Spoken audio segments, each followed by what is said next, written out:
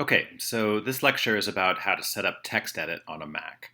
We're simply going to change a few default settings in TextEdit so that it doesn't introduce some special characters that can cause problems for web code. So first of all, open TextEdit. If it's not already in your doc, you can find it in the Applications folder through Finder.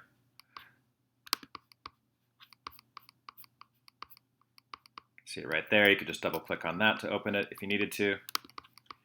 Okay, so we've got TextEdit open. We're going to go up to the menu bar, click on TextEdit, and select Preferences.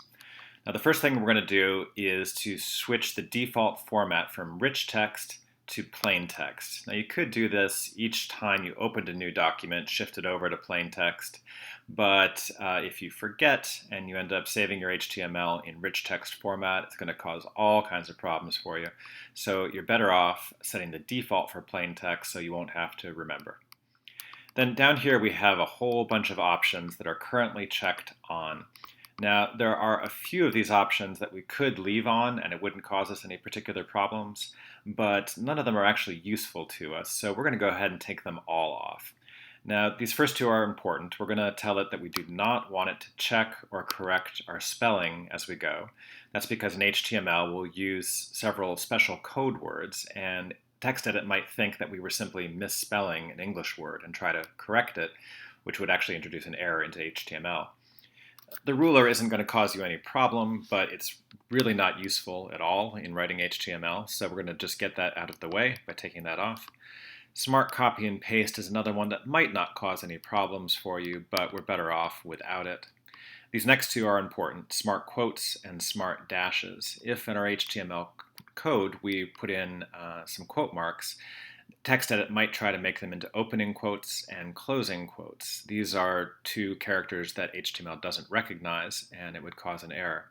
And with smart dashes, if we typed a double dash, which is something that HTML does use, TextEdit would try to convert it to an M dash, that is a single long dash mark, which would confuse HTML again. So we're going to take both of those off. This last one, text replacement, there are some advanced ways in which you can use text replacement to help you in your HTML code, but we're not going to get into those in this course, and so to avoid any inadvertent errors, we're going to just take that off so we don't have to worry about it. Okay. Now we're going to go over to this next tab, the Open and Save tab, and we're going to do two changes. First of all, we're going to tell it that when we open a file, we'd like it to display HTML files as HTML code instead of as formatted text.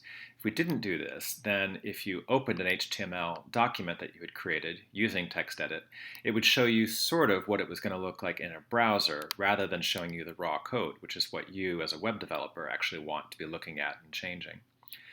And then the other thing is when saving a file, by default, TextEdit will add the extension .txt to the end of plain text files. Now, if you're really careful every time you save your HTML documents to replace that with .html, you'll be okay. But you're better off taking this off so that it doesn't inadvertently add a .txt to a file that you want to be a .html file, the kind of files that we'll be creating for web pages. So that's it. We've changed all the preferences we need to for TextEdit. That's going to prevent a whole lot of errors down the line. You can see now if we close this first document that opened up and we open up a new one, you can see that all that formatting stuff has gone away. We can't choose a font or a font size anymore. The ruler's gone. We just have a very, very simple, plain, open, blank document. And that's it. Now TextEdit is all set up and ready to go for web development. Quick and easy, right? Okay, we'll see you in the next lecture.